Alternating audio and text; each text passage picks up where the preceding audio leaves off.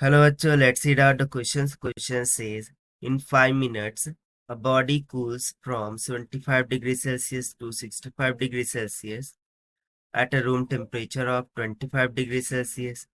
The temperature of the body end of next 5 minutes is that degree Celsius. तो यहाँ पर हमसे बोला गया है कि 5 मिनट्स में जो बॉडी है वो 75 डिग्री सेल्सियस से तो 65 डिग्री सेल्सियस पर at room temperature 25 degree Celsius क्या होती है, कूल डाउन होती है। सो हमें बताना है कि temperature of the body at the end of 5 minutes क्या होगा। तो चलिए स्टार्ट करते हैं सोल्यूशन से।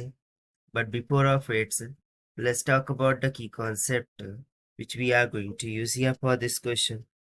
So by Newton's law of cooling, we remember that the formula of delta T by delta small t.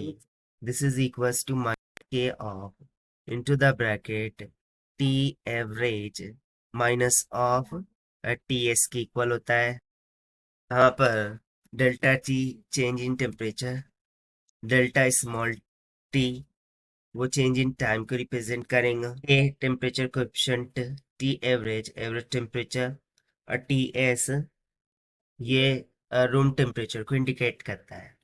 तो चलिए इसी फॉर्मूले का यूज करके हम देखते हैं फिर सोल्यूशन को। तो सबसे पहले तो हमें के का मान यहाँ पर निकालना होगा। So for first 5 minute, for first 5 minutes, first 5 minutes के लिए हम ये फॉर्मूला अप्लाई करेंगे। सो देखिए आ जाएगा 65 minus 75 final temperature minus initial divided by delta T. So वो तो 5 मिनट्स है, हमें ऑलरेडी बोल रखा है। This will be equals to minus में के हम फाइंड करना है multiply by average temperature. So देखिए एवरेज टेम्परेचर कैसे निकलेगा। सो 65 प्लस में 75 डिवाइडेड बाय 2, ये कितना आएगा 70 डिग्री। सो यही होगा हमारा average temperature, that is 70 degree Celsius minus में रूम टेम्परेचर तो हमें दे रखा है 25 डिग्री सेल्सियस के इक्वल। तो जब आप इसको सिंप्लीफाई करेंगे के का मान निकल के आ जाएगा 2/45 पर मिनट की। Now as per the question, अगले 5 मिनट के लिए हमें टेम्परेचर निकालना है।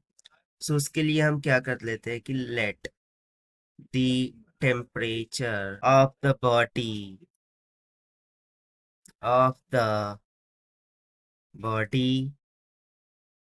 at the end of at the end of next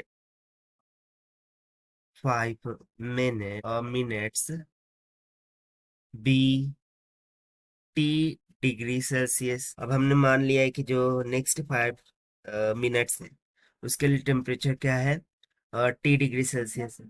सो हमें इनिशियल वर्सेस फाइनल इन दोनों कंडीशन को सेटिस्फाई कराना होगा। सो देखिए यहाँ पर हम क्या मिल देंगे कि फाइनल टेम्परेचर अब क्या हो जाएगा टी माइनस में, और इनिशियल टेम्परेचर हो जाएगा 65 डिग्री डिवाइडेड बाय 5 मिनट्स। ये नेक्स्ट वाला 5 मिनट्स है। This will be equals to minus of K into the bracket. अब देखिए एवरेज टेम्परेचर टी प्लस में 65 हो जाएगा डिवाइडेड बाय 2 माइनस में 25। So this must be equals to T minus of 65 divided by 5 is equals to minus of K का मान 2/45 हमने just find out किया है। अब देखिए यदि मैं इसको सिंप्लीफाई करूँ 25 टू 50, सो 65 में से 50 गया तो 15 बचेगा, यानी कि सिंपली हो जाएगा टी प्लस में 15 डिवाइडेड बाय 2। सो 2 से 2 कैंसिल आउट हो गया। सो इसको फर्दर हम सिंप्लीफाई करते हैं। सो ये हो जाएगा 9 टाइम्स ऑफ टी माइनस में 65 is equals to minus of T plus ना अंदर मल्टीप्लाई करके 1t को इधर लेके आएंगे, सो 9 + 1 10t हो जाएगा and this will be equals to 570। so यहाँ से t का मान कितना निकल के आ गया 57 डिग्री सेल्सियस की इक्वल। और यही हो जाएगा हमारा required answer for this question. जो कि हमने फाइंड किया है by using the Newton's law of cooling concept से.